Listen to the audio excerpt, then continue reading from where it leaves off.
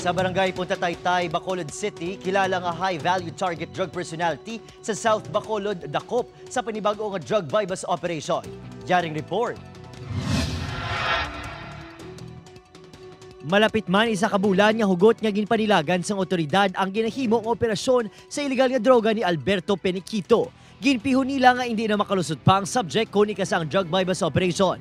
Ang subject ang isa ka high-value target level 1 kag top 4 sa criminal watch list sa coastal areas ng barangay Punta Taytay.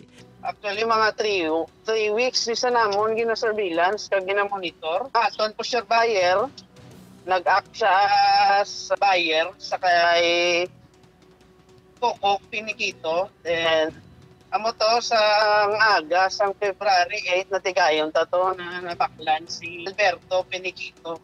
Na-recover kay Alberto ang pulutan ng kasashay sa ginapatihan shabu, bypass money, kagahita nga may unod 24,000 pesos sa ginapatihan benta halin sa ilegal nga operasyon. Na kami sa PNP, wala gid kami gapon gauntat sa aton nga kampanya sa illegal na droga.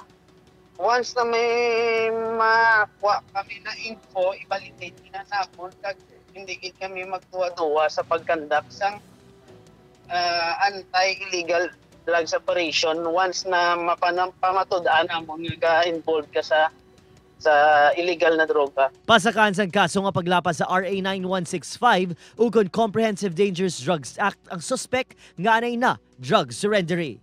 Upod si Reynald Castillo, Adrian Prietos, 1 Western Visayas.